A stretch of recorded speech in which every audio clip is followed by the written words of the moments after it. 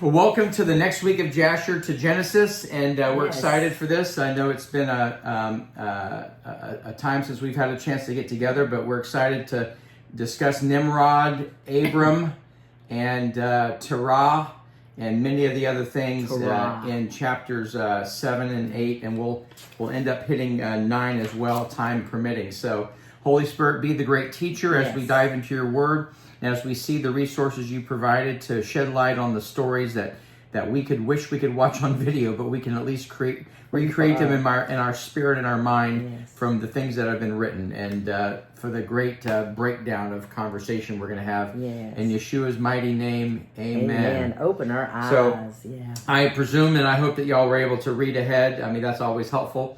We'll pick up again at the end of Jasher 7. And by the way, this all of what we're going to do takes place between Genesis chapter 11, verses 1 through 9. So all of this is in just 9 scriptures because there's so much the Bible can't contain it, as we all know. So, again, recapping in verse 46 of Jasher 8, it says, "All the earth was of one tongue and word of union." There's the same language, the Hebrew language. But Nimrod did not go the ways of the Lord and became wicked. So, and in 47, he made gods of wood and stone. Well, who taught him to do that? The demons. Humanity had to learn from demons. And he bowed down to them. He rebelled against the Lord and taught everyone basically the same thing he was doing. Mardon, his son, was more wicked than his father. It's amazing the generational curses that happen when parents don't teach their kids right from wrong, and it goes south in a hurry. And again, I won't read the rest of it, but from wickedness goes forth wickedness is what the phrase is in 48. But then it mentions Terah, son of Nahor, was a prince of Nimrod's host. Now he is in the line of Shem, but he ends up serving, but actually God plants him there for a great purpose. But Terah reminds me of Iran, so yeah. Okay, and so Abram was born in verse 51 when Terah was 70. Hey, let's all wait till we're 70 to have kids. No, thank you. Okay, we're good. Okay. And so his son was Abram. And so now let's get into chapter 8. This is the fun stuff. Again, I won't read everything because I know y'all have read ahead, but this to me is so cool. It was at night Abram was born. The servants of Terah and the wise men of Nimrod, they were all eating and drinking and rejoicing with him that night. And because remember back then the men couldn't be with the women when they had the babies because the women had to purify themselves. The men are too weak to handle that. Well, they had to purify. The women had to purify themselves, so they couldn't be there as they. I think it was for women. It was 80 days, and boys were 40 days. So women had to wait. So, but at that night, and this is how God uses astronomy, not astrology, astronomy. They looked towards the stars, and a very large star came from the east and ran in the heavens and swallowed up the 4 stars from the 4 sides of heaven. The wise men were astonished, and the sages understood the matter, and that there was some significance. And then they said, basically, this child that's been born will grow up and be fruitful and multiply and possess all the earth. So even the demons knew, because remember, this whole time now, Satan is trying to nip at the bud and cut off the seed line. And he's trying to figure out where's it coming from next. Where's Jesus eventually coming from? Well, I think it's important to also say that Abram's name later gets changed when Abram becomes Abraham. So just in case, some people, Everybody knows that. Oh, okay. I'm sorry, that's right. Okay, well that's coming up later. We'll steal the show. Okay, it's all good. So again, and it said his seed shall slay great kings at the end of 4. So the enemy, as I was saying, knows God's plans in a general sense, but doesn't know exactly how. And so that's the beautiful thing here is that the enemy, although trying to undercurrent everything and take out the potential person that's going to be used, God obviously already knows this, and so he's got double plans for everything. He says in Genesis that he put the stars on the 4th day for times and seasons to be able to follow. So that's a great obviously, the stars are important to say that something significant was born, which is Abram's. And I like the fact that these guys came and were trying to figure out the answer, but see, they weren't going to the Holy Spirit. They weren't going to God for their advice. They were going to really probably demons. And so in number 9, it says, we heard a son was born to Terah, and then in 10, they went up to their houses, saw the great star coming from the east, and the star ran with great speed. Again, I'll skip for time here. And in the middle of 11, they knew by our wisdom the proper interpretation that this thing applies to the child born to Terah, who will grow up and multiply greatly, kings of the earth. And they basically brought this in 14 to Nimrod. In 13, it says they should give him value. Let's just buy the child off and then kill him. Okay? That was the wisdom of the day. And Nimrod in verse 14 says that he heard this and it was good in his sight, so they called for Terah. He shows up in 15. He says, hey, your son was born after this manner observed in the heavens, and now give me your child that we may kill him before his evil. Well, actually, it was good, but see, good to the enemy is evil. Right. Good, evil to godly people can be turned into good. Satan turns everything good into evil. God turns what intentions are evil into good. So, because God is good all the time. So again, and he goes, I will give you silver and gold. He's going to try to buy off his son. Now, all of us listening, whether here or out there, are going to be watching this in the future. Mm-hmm.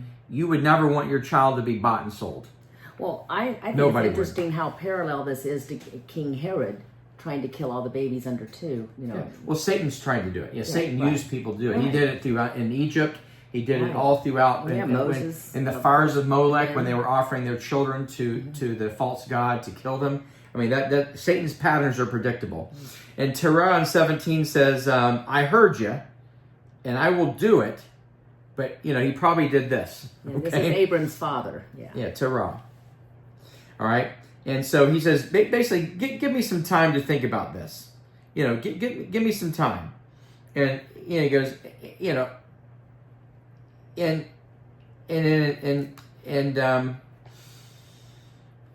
22, the king heard what he said, and it said he considered him in the light of a fool. Terah basically buttered him up a little bit and says, I'll do it, give me all this stuff. And then in 23, Nimrod says, are you so silly and ignorant and deficient to do this thing and to give your horse for silver and gold or straw? As he reads through his little Don't trick skip. here. Go ahead and read it. They want to hear it now. Oh, okay. Go ahead. Right. So,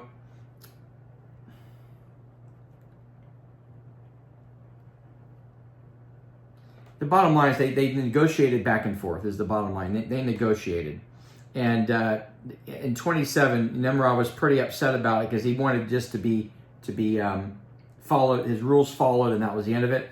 But in 28, Terah saw the anger of Nimrod, and he says, all I have is in your power. Basically, give me, without value in exchange, he and his 2 brothers that are older. He tried to barter with his other children, because Terah clearly knew something was special with Abram. And the king says, I will not purchase purchase your younger son for a price. And so he basically says, give me 3 days. I was trying to get that. In verse 30, he says, give me 3 days to think about it and consult with my family and then decide. Never do we want to make a haste decision when we're dealing with things like this. And so he gave him 3 days' time. He went out from his presence in 31. And then and then on the 3rd day, the king sent for his son, sent for Terah to bring Abram. But when in 33, he took a child from one of his servants. Because remember, Nimrod had never met Abram. They'd never met him because why? He was sealed away with the mom because they couldn't meet. And I remember when Moses was born, he was considered one of, in the Midrash, it talks about how beautiful Moses was. So I can only imagine how beautiful Abram's was as well. Mm-hmm. And so he took a child from a handmaid and brought it to Nimrod and received value. He tricked him. Now, the Lord allowed him to trick him for obvious reasons. And the Lord was with Terah in this matter that Nimrod might not cause Abram's death. And he took the child with all his might right in front of him and dashed his brain, his head into the ground. I mean, immediately. But I tell you what, that's some serious violence. That's what Terah's concern was. And so he thought he had killed Abram, and Terah concealed it. And it says at the end of 34, and it was the will of providence not to suffer Abram's death. Sometimes we as parents have to do the right thing, but not what other people think is right. We have to do what was best in that situation. And sometimes it has to borderline on... So there was a sacrifice, a child was sacrificed, but it wasn't Abraham. Correct. Abram, I know. yes. Sorry. But here's the great news. In 35, Abram went with his mom and nurse and hid in a cave. Now, while he was in the cave, he was there for 10 years. And all this time, he is growing up in the ways of the Lord. And we're going to come back to that later. And then it goes, and so here we are in chapter 9. You have Harah, Abram's brother gets married, and he has a son called Lot. We'll get to his story later. And then you have his cousin, Abram's cousin, Sarai at the time, born. She was his cousin. So basically, Abraham is basically 10 years older than her. Okay? And so in the 10th life of the year of Abram, verse 4, they went out, she was born, and they went into the cave. Abram came out from the cave and went to Noah. I love this part, guys. In chapter 9, verse 5, and Abram came out of the cave and went to Noah and his son Shem and remained with them to learn the instruction of the Lord and his ways, and no one knew where Abram was. He was in the secret place. And Abram served Noah and Shem for a very long time. Now, in the Jasher book, it shows from 1958, which is how many years mankind had been on earth, to 1988. That's 10 right there. And then Babel occurs. Yeah. Yes. Oh, this is my favorite part up here when you read this part. Right. And it says here, and Abram was, in verse 6, and Abram was in Noah's house for 39 years, until the age of 49. Now imagine all of us growing up in a house or in a family where for the first 49 years of our life, we're learning the ways of the Lord. That's why he was so obedient. Absolutely. It's how our parents train and how we train our kids and grandkids. That's the next generation. Well, it helps living in a cave at that time, too. So. And having no social media or Netflix or anything like that. Yeah. And wherever the enemy is, we have to take the light and salt, too. So, yeah. And it said, and Abram knew the Lord from 3 years old, and he went in the ways of the Lord until his death. And so they taught him everything that all the things that transgressed against the Lord before the flood, and they rebelled how they rebelled against God and served other gods. As they told him the whole story, and how every man made his gods of wood and stone, which couldn't speak, hear, or deliver. It means answer prayers, and the sons of men served them. And the king and his servants in Terah were the first of those that served the gods of wood and stone. And I'm going to stop there for a second. Again, I think this is incredible that Abraham has a complete, clear picture of what happened pre-flood and post-flood, so that he is qualified to speak on behalf of what God wants to have happen in the age to come, as he's moving forward in this early stages of the post-flood. And this is literally only about 200 years after the flood. This is very short after that. Now, this is the story that I love, and again, that's really, really gets me. In verse 8, Terah had 12 gods of large size, wood and stone, and after the 12 months of the year, he served each one monthly. And every month he would bring a meat offering and drink offering to his gods, and he did this. All the generations were wicked in the sight of the Lord, and thus every man his own God, but they forsook the Lord who created them. And there was not a man found on the whole earth who knew the Lord, except for Noah and his household, and all those who were under his counsel. And those, a lot of his family line. Now, not all, because Terah was on his family line. But it didn't take long for them to become evil again. That's amazing. Because of temptation. Yeah. Because of the fact that that you have lust of the flesh, lust of the eyes, the pride of life, testings, temptations. Yeah, they definitely got and trials. busy. Yeah. And in 12, the Lord gave Abraham an understanding heart, and he knew all the works of that generation were vain, and all of their gods were vain to no avail. I like the fact that it was able to compare here. Here's what I know. Here's what the world is showing me. This falls in comparison to God. So it falls short, so I've got to do something about it. I think Abraham realized, I've got to take charge here and do something. And so he says, Abram in 13 saw the sun shining upon the earth, and Abram said to himself, surely now this sun that shines upon the earth is God, and him will I serve. And Abram served the sun in that day and prayed to him. And when the evening came, Abram sat, and this has got to be God, because he'd never seen him. So he's trying to figure out, who am I worshiping versus a wooden thing like his dad did in stone. He continued to speak. Who is he who made the heavens and the earth in 15? Who created the earth? Where is he? And so he's talking to the wood. Well, he's talking to the sun. He's talking to basically talking out loud. Right. And then it got dark. He lifted his eyes north, south, east, and west. He saw the sun vanished, and the day became dark. He saw the stars and the moon. Surely this is the God who created the whole earth. He's identifying this way because they're all worshiping, like I say, something brick and something, something stars. Something wood and something stone. He's like, well, God must be one of the things in the air, the creation that's around him. And he's trying to comprehend it all. Yeah, he's being consciously aware of his of everything around him. And in 17, he then thinks it's now the moon and the stars. He says maybe his servants are those around him, God's around him. And Abram served the moon and prayed to it all night. Or just prayed to it. And then thinking that was God. In the morning when it was lit, Abram saw all the things the Lord had made upon the earth. So he had a revelation, a vision overnight. And probably God said, listen, I made it all. You can worship all of it in the sense that you're worshiping me. Right. And so Abram said, surely these are not gods that made the earth and mankind. Notice the stories that everybody's saying are not true.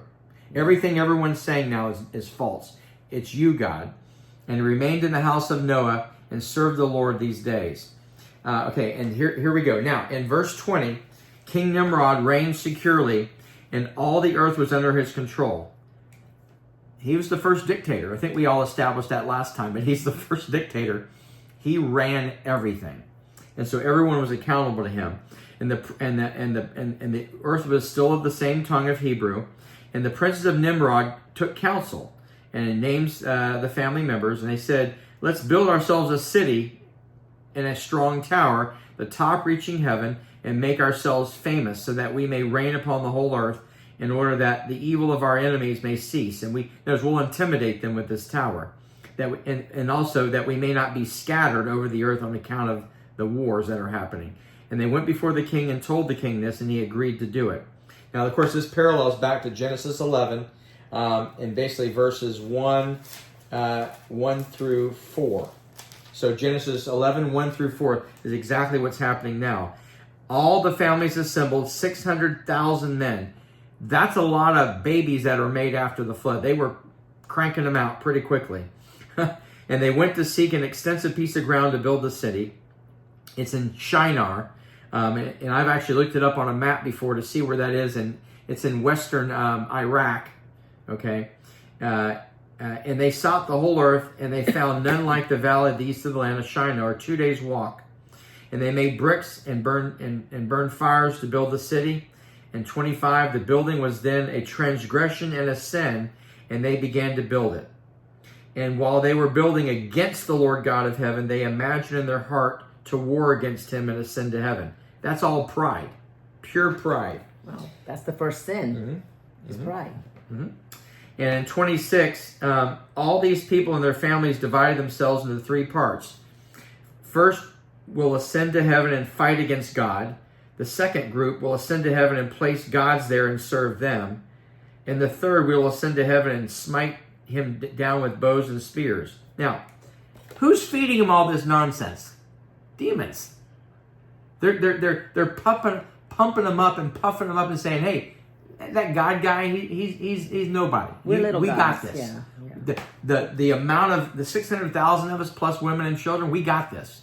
We can overwhelm him. What these demons these fallen angels failed to say is, we're only a third. The other 2/3 are up there, and they're warrior angels, and we don't stand a chance against them. Yeah. So the deception is so vehement. That's what, again, amazes me to this day, that people will believe the stupidest, silliest things, and they'll be gullible enough to fall for it. And to me, that's in and of itself a tragedy. They just have a different perspective of reality based on what's been told to them. They created their own. Yeah, there wasn't very many Noahs left, I guess. Obviously, he was the only righteous remnant. And just some of the family, right. So in 27, well, they were building, and they built the city, a very high, strong tower, and on account of the height and the mortar, they did not reach, they couldn't get they had a supply line problem, basically. And they couldn't get it quick enough. until those who went up had completed a full day. And after that, they reached the builders and gave them what they needed. And so those who ascended and descended, the bricks should fall. They would dropping bricks, and they would kill a guy, and no one look at it. They just go, next man up. The Lord knew their thoughts. They didn't value life at this point. They didn't to begin with, but they didn't at this point. Yeah, even if they didn't speak it outwardly, which they did, the Lord reads their heart. So even if they thought it in their heart and didn't say it out loud, the Lord already knew what they were up to. Yeah, and 29 says that. The Lord knew what they were thinking, and they were building. They cast arrows towards the heavens, and all the arrows fell upon them with blood, and they said, surely we have slain those who are in heaven. Now, that is just so facetious, but again, they're drinking the Kool-Aid of what the enemy is telling them. It's kind of comical here. But this was done from the Lord to cause them to err, to destroy them from the face of the ground. And they built the tower, and they did it in this daily, and many days and years went by. And God said, now this is a neat part in 32, God said to the 70 angels who stood before him, to those who were near him, come, let us descend. So the angels came down. These are probably warring angels, I'm going to guess. And let us go down and descend and confuse their tongues, that no one can understand each other. And they did this. And this goes back into Genesis chapter 11, verses 6, 7, and 8, and 9. And so then they couldn't communicate. It's hard to build something if you can't communicate. From that day forward, they forgot their native language. They couldn't understand and speak. And when the builders took something from the hands of a neighbor, which he did not order, the builder would cast it away and throw it upon his neighbor. He would die. He caused confusion in the ranks. How many times in the Bible, when the enemy was building a rampart against God's people, did he bring confusion? Yeah, he's not an author of confusion, but he will certainly use confusion. That's already he brought confusion to the enemy. And so they killed many of this. And the Lord smote the 3 divisions that were there in 35 and punished them, and said, we will ascend to, who said we will basically ascend to heaven, serve our gods, become like apes and elephants. And as they worship the animals, they worship all kinds of stuff, and we will smite the heaven with arrows. And he repeats what they're going to do. And so God said, I'm not going to have any of it. Not going to have it. So on the next page in 36, those who were left, when they knew and understood the evil that was coming on them, they forsook the building and they became scattered. So they basically just took off. And again, God is never going to let something come against him like this. So they ceased building the city called Babel, and the Lord confounded the language of the whole earth, and behold, it was the land east of the Shinar. Y'all should Google map this. I've actually seen when they did the Iraq War, I believe either the one in 2001, I believe, or even 91, they found remnants of what could have been the Tower of Babel. It was a archaeological place that was protected, but it was since destroyed. Since Saddam Hussein and a lot of the ISIS people destroyed all these things. But it was neat to see that potentially what it was. So in 38, the earth opened up its mouth and swallowed up a third of the men, and a fire descended from heaven and burned another, and the other third is still left to this day not of men, but of the building itself. And that's what was left like a over. large sinkhole. Yeah, exactly. I apologize for messing that up. But yeah, that God basically said, I'm not going to leave a lot of evidence there.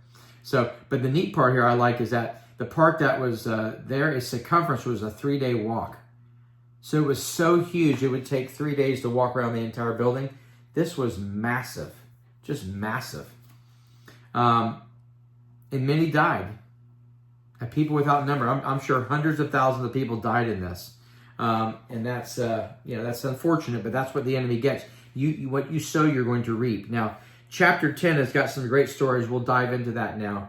And this finishes chapter 11 of Genesis. There's a lot of the family tree. Peleg, in the 48th year of the life of Abraham, he and all the days of Peleg are 239 years. You'll see the days of men's lives and the years coming shorter. He was the son of Eber. Mm-hmm. Yep. And after everyone was scattered, all the sons of men were dispersed into 4 corners of the earth. And the families became each according to their language and city. So to me, this is when the culture of the earth really started to develop when they all scattered. Obviously some went to China, some went north to Russia and Northern Europe, America. As the continents were drifting apart, they were able to attach to that. And you have Africa and South America. and so I think that's just an incredible thing that happened there. But this is where also all the civilizations and the cultures became rich in what they're doing in today. I look at us as it's one human race. Amen. With different cultures. Right. Our blood runs red. We're all one big family, just growing up in different environments in different places on the earth, and different uniqueness as to where they grew up in. So I think that's really neat how God did that. And so some built cities in 5, and they called them by their own names. They started to create things. The sons of Japheth, of Noah, built themselves cities. As everybody started city building, and I won't read all the names of the places because it's kind of obvious here, but some went to a place called in 8 Franza, which could be France, potentially, and again, just shows where they all just scattered everywhere. And I'm not going to read a lot of this because it's kind of self-explanatory. I do find this interesting in verse 15. Oops, I'm sorry. Okay. Is that some of the cities between the mountains of Job and Shibeth-Mo, mentioned that Job is mentioned. I thought that was interesting. And it says Italia. Again, who knows? I mean, the translators who wrote this could have known, hey, they settled in the area that was now Italy. And Chittim is Roman, or Rome, in the Rome area, or Italian area. Again, just interesting. Because it says in Jubilee, and we won't get into that, but it shows you how everyone was divided and where they went and what exact areas they went to, but that's for another time. But it was definitely very unique. And again, in 22, many dwelt in the river that was bordering Egypt. In 23, mentions Jehoram, or maybe Germany potentially. I mean, I'm just thinking out loud here. In 25, the 4 men from the family of Ham went to the plain, and that's where Sodom and Gomorrah were created. They built themselves cities in the land of the plain, and called the names of their cities after their own, and their children dwelt there. Now, again, skipping down to 30, the children of Shem, which is, remember, is God's line, of Eber, went and built cities and places, and they scattered. And it names all their sons. Okay, I'm not going to read them all. Again, just a lot of the same thing. And they built the city very popular city called Nineveh, which we know it has ties to Jonah in the future. Yes. So they built a lot of major cities. And of course, that's north. That is far north of this. And again, it mentions the second year after the tower in 35. Again, they started developing more places in the plain of Sodom. And a man rose up and built a city named Bela, and in Zor, and then families again. So let's finish Nimrod here in chapter 12. Chapter 11. My apologies. And then this goes into the Bible. This is basically going to get tied into the end of chapter 11 of Genesis. And Nimrod, son of Cush, was still in the land, in the area of China. He didn't go anywhere. And the 4 cities he built, he called after the names. And the first he called Babel, saying, because there the Lord confounded the language of the whole earth. And the name of the second he called Erech, and because there God dispersed them. And the third he called Eked, because there was a great battle. And the fourth he called Calneth, because his princes and mighty men were consumed there. And they were consumed in the pothole, you said. Sinkhole. I know. Just teasing a little bit. Because they rebelled in the Lord. So Nimrod recognized that God dealt a blow of punishment. And Nimrod built these cities, and he placed them in the remainder of the people.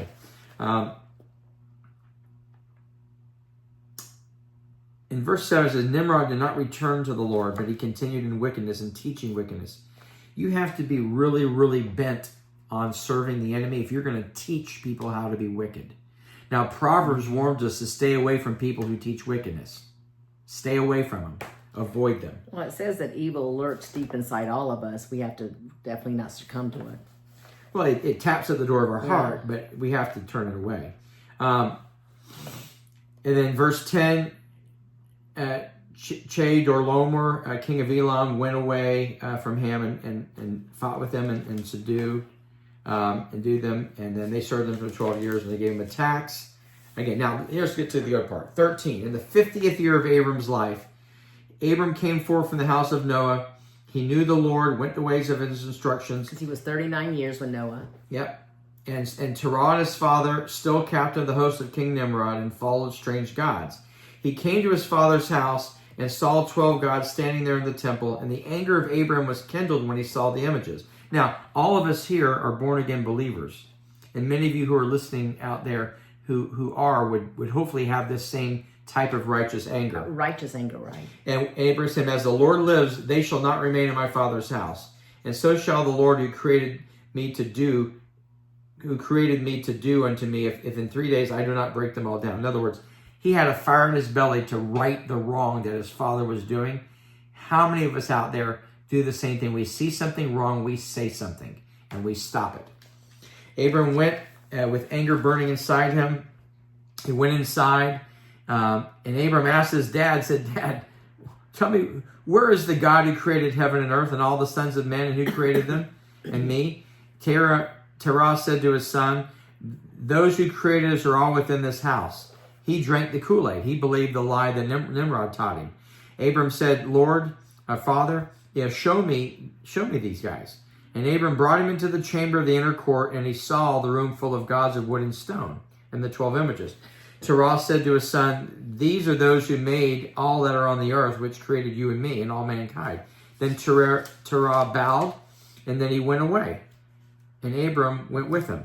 When Abram had left from him, he went to his mom and said, behold, my dad has shown me these things made in heaven and earth and all the sons of men. Now, quickly, fetch me a kid from the flock and make a savory meat. He was going to create a sacrifice, that I may bring it to my father's gods and offer them to eat, and perhaps it may be acceptable. I think he was playing along here to make a point to his dad, which he does later. So mom helped him do that. And he brought it for the father's God. He put it on the table, and then he gave it, put it in front of them, and all 12 of them, so that they would eat. And his dad didn't know what was going on. And in 26, Abram saw the day when he was sitting among them. They had no voice, no hearing, no motion, and none of them would stretch forth to eat. And Abram mocked them, as we should mock the enemy, and says, surely the meat that I prepared was not pleasing to you, or maybe it was too little, or maybe you didn't like it. So tomorrow I'm going to prepare some more and something better and see if I get the same result. And in 28, he asked his mom to help again. Amazing how we have to go to our moms and sometimes our wives to help make us food. Okay? And she was fond of him. So she did it in 28. And then 29, he took the meat. He did the same thing again. He placed it before them. And in 30, no one talked. He didn't hear anything. No one stretched out forth a hand to eat. And that evening, Abram was clothed with the Spirit of God. And I love that phrase. Remember, Enoch had the same thing. How many of us walk around clothed with the Spirit of God? I know at our service yesterday, we were clothed in the Spirit of the Lord. That was an incredible service we had, and wish it, frankly, had never ended. And he called out, Abram said, woe unto my father, this wicked generation, whose hearts are inclined to vanity, who serve the idols of wood and stone, who can neither eat, smell, hear, or speak, who have mouths without speech, eyes without sight, ears without hearing, hands without feeling, legs which cannot move.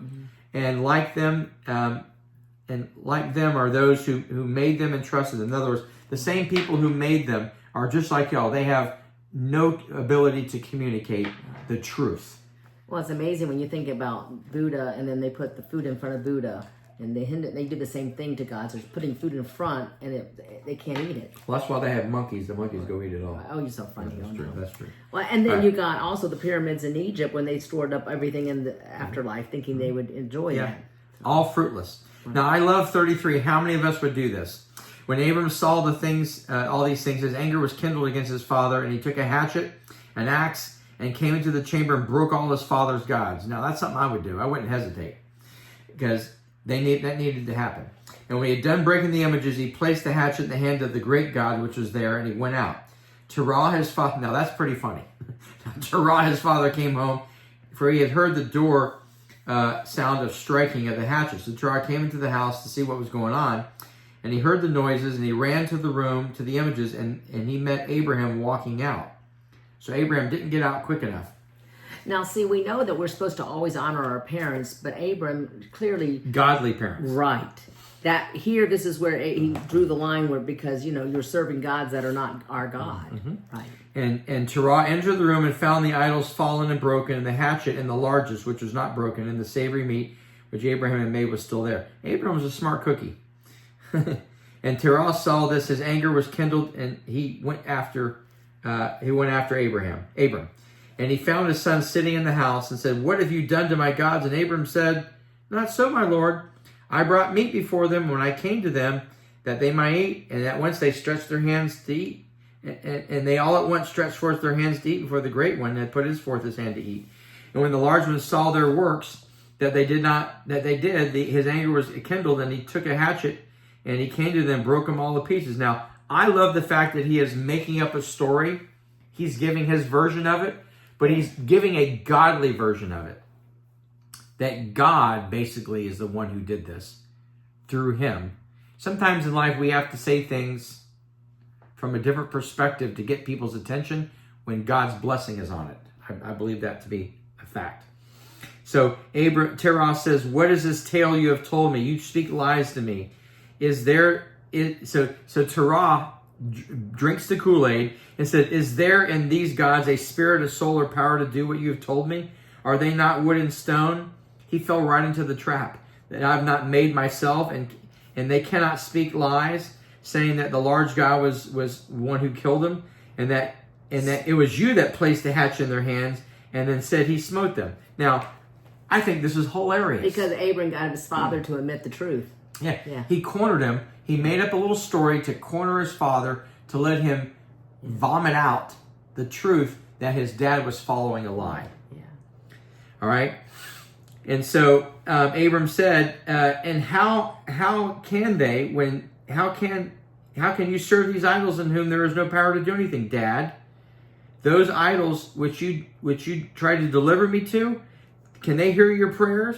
Can they deliver you from the hands of your enemies? Can they fight your battles?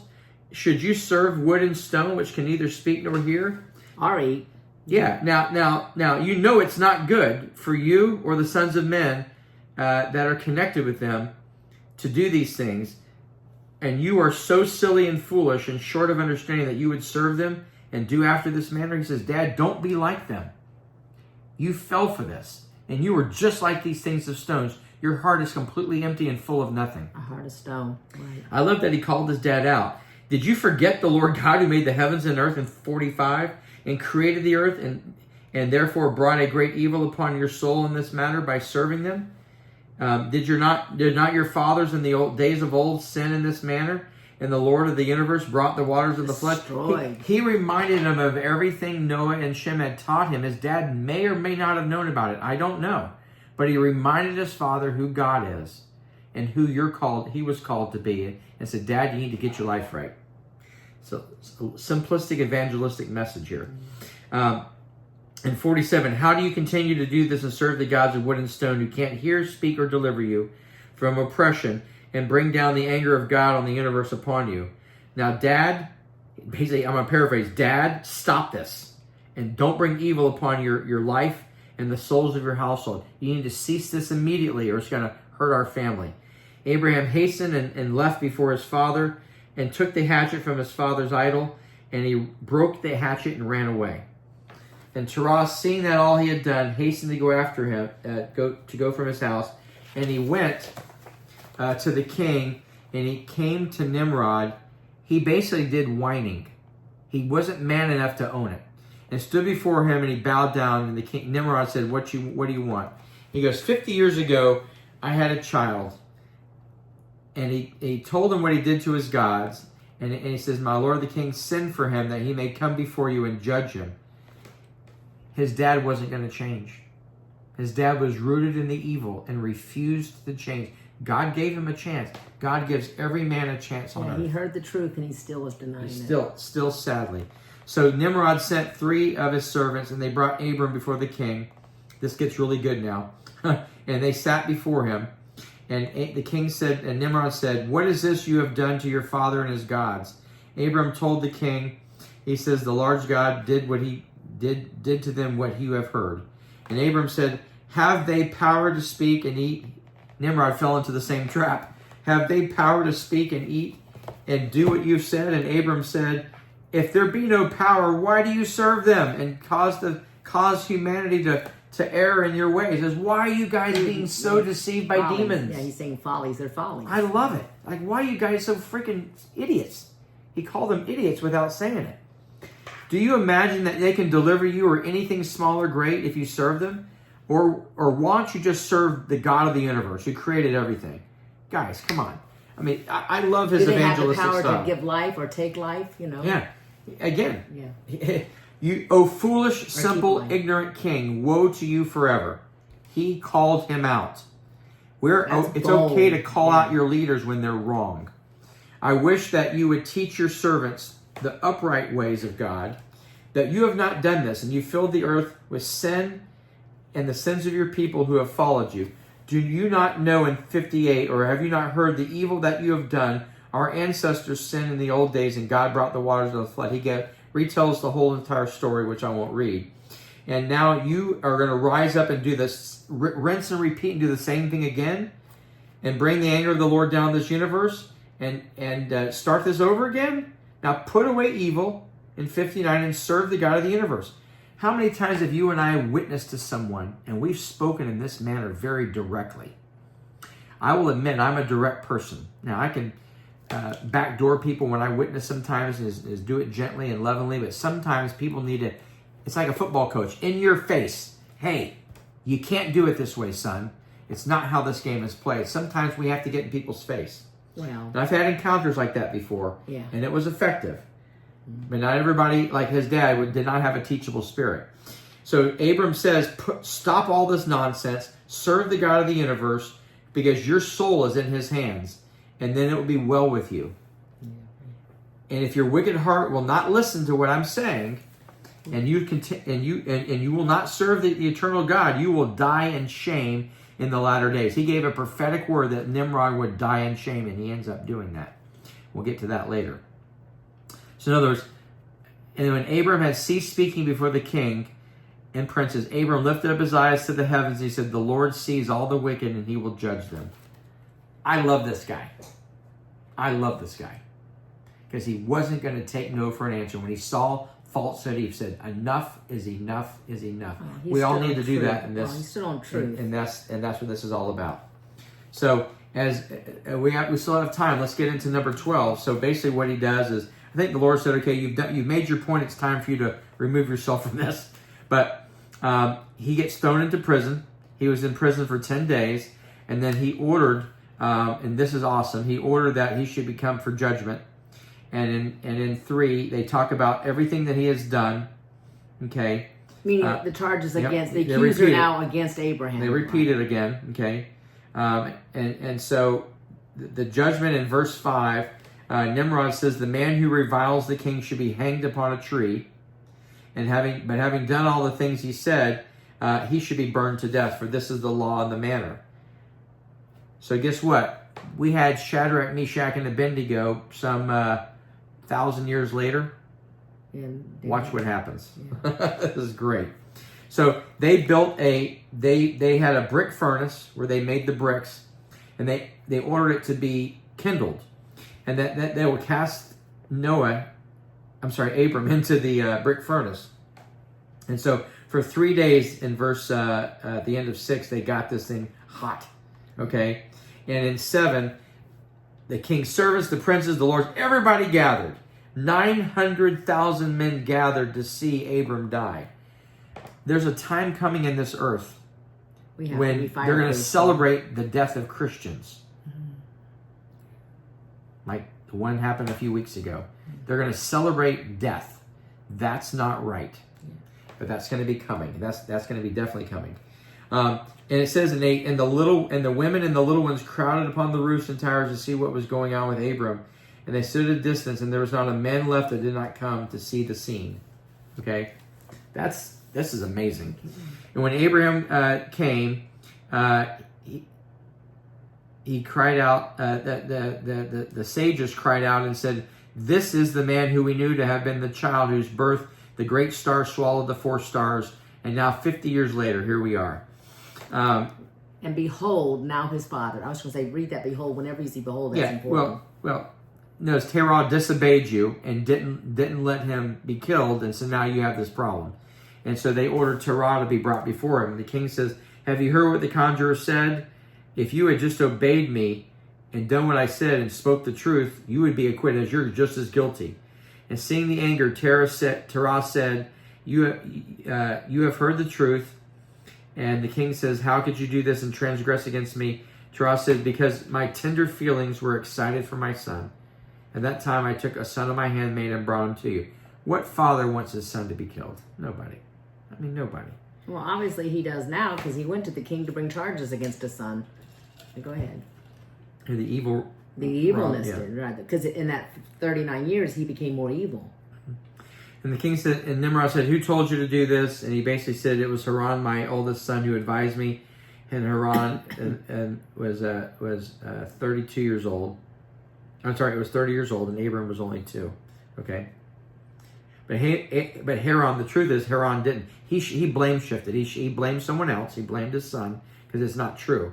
He did not advise or do anything. And so, because he greatly feared Nimrod. And the king says, "Haran, your son who advised you, shall die in the fire." And Haran at that time felt inclined to follow the ways of Abram, but he kept it within himself. He didn't publicly state that he was following God. Mm-hmm. In 19, Haran said, "Behold, the king has seized Abram on account of the things which Abram did. And it came to pass, if Abram prevails over the king, I will follow him. But if the king prevail, I will go after the king." So he was sitting on the fence, like we see a lot of people do. He says, "Well, if God saves my brother, I'll serve God. But if Nimrod wins, I'll serve evil." Well, that's just, I'm saying that's what happened. That's the tragedy, that today people are sitting on the fence. Well, if God doesn't answer my prayers, I'm not going to serve him. Well, that's not how this works. It's not in our time anyway, yeah. And when Terah had spoken to the king concerning Haran, the king ordered Haran to be seized. And they brought them both, Haran and Abram, to cast them into the fire. Okay? And everybody was watching. I mean, it says again, just repeating, everybody was watching. And the king servants took Abram and his brother and stripped them of all their clothes except their underwear. And they bound their hands and feet with linen cords. And they lifted them and casted them into the furnace. And the Lord loved Abram and compassion. And the Lord came down and delivered Abram from the fire, and he was not burned. I believe this could have been an epiphany of Jesus coming down. I believe that's a strong potential that he did. Yeah. Now, God could have too, but I certainly believe that. Keep reading here, because this is important. You're getting to some good stuff. I am. Don't stop. That's right. And so all but the cords which they were bound with were burned, while Abram remained and walked in the fire. Haran died when they cast him in the fire, and he was burned to ashes. For his heart was not perfect before the Lord. It says Abraham remained and walked about in the fire. Yeah, he kept walking, right. He was existing. So he was moving around in the fire. And his brother died because his heart was not after the Lord. We can't, it says in James 1 verse 6, a double-minded man is unstable in all his ways. Well, what I see in this is Abram was fireproof and his brother was not. We need to be that way in this time and age. Yes, well, that's a great point. That's exactly what That's a great point, Cheryl. That's a great point. Mm-hmm. Okay. So, and those men who cast them into the fire, the flame spread over them and they were burned, and 12 men died. Abram walked in the midst of the fire for 3 days and 3 nights. What does that remind you of? Yes. Keep going. Come on. Yeshua, yeah. Daniel, when he was in the lion's den. Many other people in the Bible had experiences that lasted for a few days. Jonah and many others. So now they're delivering information to the King Nimrod, saying, we see this guy, he's still alive. He's walking around. In his underwear, he's not burned, he's hanging out, but his cords are burned, so Abram's probably walking around worshiping God. Okay? And Nimrod heard this, and his heart fainted, because he realized, I've been serving the wrong master. And he did not believe him. And so he sent other faithful princes, and they reported back to the king. He's walking back and forth, and Hiram's body was burned. The king ordered Abram to be taken out from the fire. I mean, basically, they had to open the door and just let him walk out. Okay, and they all fled, and they said, "Make haste and bring Abram." And the king, they approached to bring him out, but the flames came and burned their faces, and 8 more died. And they basically just said, "Just call him." So in 32, "Oh, Abraham, servant of the come God." out. Yeah. I love this. This sounds like Nebuchadnezzar. "Oh, servant of the God in heaven, go forth from the midst of fire and come hither to me." And Abram listened, and he went forth and stood before the king. Now, I want to see this on video. We will someday, hopefully. When Abram came out, he stood before the king, but not burned. And Abram said, "How is it that you were not burned in the fire?" You ever had an experience where people said, "How did that not affect you? How did that car accident not kill you? How did that not happen to Summer? God's protection was on. Yeah. They want to know that God still does miracles to this day. We serve a great God. And Abram said to the king, "The God of heaven and earth, who I trust, and who has trust." And where did that come from? His 39 years with Shem and Noah, learning the ways of God. How do our young people know this? Because Noah and his family lived through the storm, right? Absolutely. They said, this is what my God." There's a song today. "There's nothing that my God can't do." The God of heaven I trust, who has all power, delivered me from the fire, and my brother was burned, and he was 82 years old when he died at Haran. And so the king and the princes all came and bowed before Abram. They bowed to Abram. Abram says, "Don't bow to me, but bow to God." That's right. Who Glory made to you? God. That's right. And serve him and go in his ways, who delivers. And it is he who created the souls and spirits of all men, and formed man in his mother's womb, and brought him into the world. And it is he who will deliver those who trust him from all pain. Now, I love this, that he basically repeated in a synopsis exactly what Noah and Shem and Eber had taught him. He repeated it in a synopsis. And faith is just the intense form of trusting our Father, that He's got us. He's got us hemmed in before and after, all around, surrounded in His goodness. Mm-hmm. So, again, interesting, in 39, "This seemed wonderful in the eyes of the kings and princes, and Abram was saved from the fire. And the king gave Abram many presents, and 2 head servants from the king. One was named Oni, the other was Eliezer, who served him a long time." We'll see in Genesis. Yeah, and that's important there, because that names that we'll go. Yeah. He received many gifts of silver and gold and pearls, and he sent him away. And Abram went forth in peace, and the king's servants followed him, and 300 men from Nimrod joined Abram's So that was group. the beginning of his wealth. Mm-hmm. And of course we know Abram ends up taking Lot and stuff. And Saul said, and Proverbs says, King Solomon says, we will gain the wealth of the enemy when we stand in the enemy's gates and declare the truth. We will gain their wealth. Right. And it's all in Psalms reversal. as well. Yeah, we're in the time of reversal of wealth, giving And it back to us. And in 42, Abram served the Lord all the days of his life and walked in his ways. And then he inclined the hearts of the sons of men to serve the Lord. He kept evangelizing. He kept telling people, "Listen to me. Serve God. Listen to me." See, in today's world, we speak a lot of grace, but we don't speak a lot of truth sometimes. We're just living on grace, and God wants us to do. Jesus did both, grace and truth. Yep. So, yeah. And now this is Genesis chapter 12. And so basically he gets to meet his cousin. And he marries, Sarai. Oh. He marries Sarai, and he takes a wife, and that is in, again, Genesis chapter 12. Mm-hmm. All right. And, Yes. Yep. All right. And then in the 52nd year of his life, Nimrod, the king, sat in Babel on the throne and fell asleep and dreamed he was standing with troops in the valley opposite the king's furnace, and saw the likeness of Abram coming forth, and that he stood before the king with a drawn sword, and he sprang to the king with a sword, and Nimrod fled, for he was afraid. While he was running, the man threw an egg on the king's head, and it became a great river.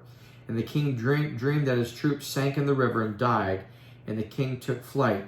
He had a vision, basically, and while they were running, again, turned to an egg before the king, and they came forth from the egg a young bird, which flew in his hand and plucked out the king's eye. In other words, someone from the line of Abram would kill Nimrod, and that is what happens.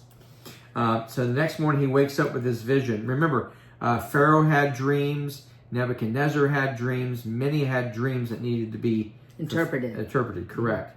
And so one of his wise guys, Anuki, told him that this was evil of Abraham, and his seed will spring up against you in later days, and that was true. Abram and his seed and his children will war against you and smite all the king's host.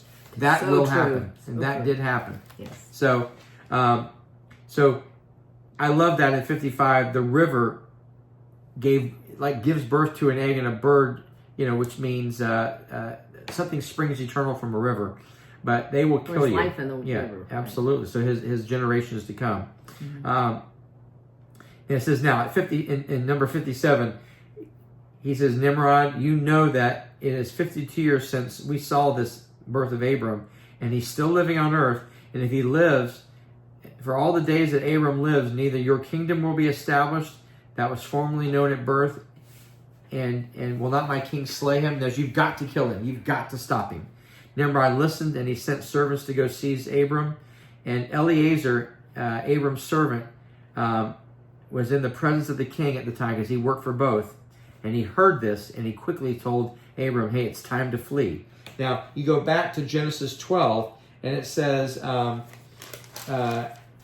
he has got his wife in chapter this verse is the 5. Call of Abram. Yeah, and then in verse 7, God makes a covenant that basically says, I'll give you all of this.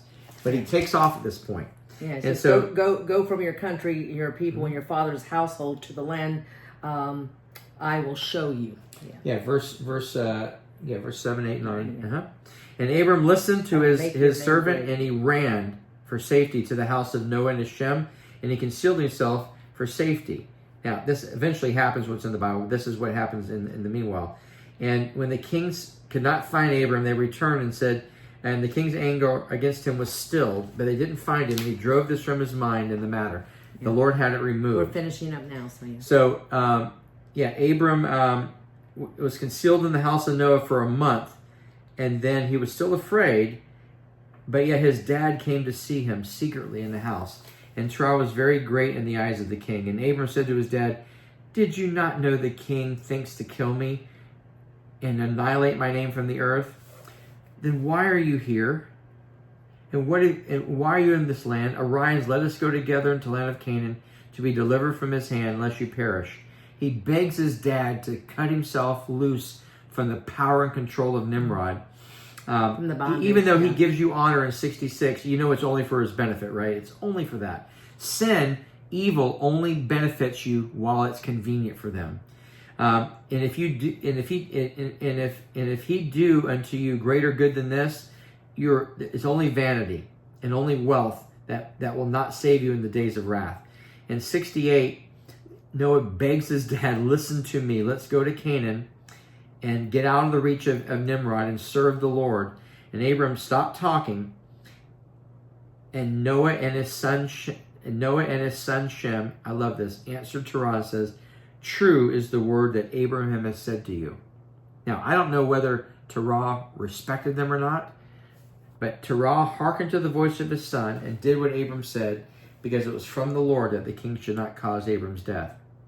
Well, I'm sure he had to have some respect for Noah, because Noah was a lot older than Terah. Well, he didn't beforehand, otherwise he wouldn't have gone the ways. He now, his heart turned in his old age. He finally realized, this has been ridiculous what I've been doing. So we're going to stop at that point, and we'll pick up next time, next Sunday, in chapters 13 and 14. So you're saying that, what did Tehran go on to be redeemed? He did. He did. So that's good to know. He did. So no matter how old you are, you're never too old to be redeemed, no matter how much evil you've done. So. Yeah, you know, God is the God of second chances. So thank you for joining us this week. We'll pick this up in next time. And until then, we speak God's blessings in favor of you. Shalom. Have a good night.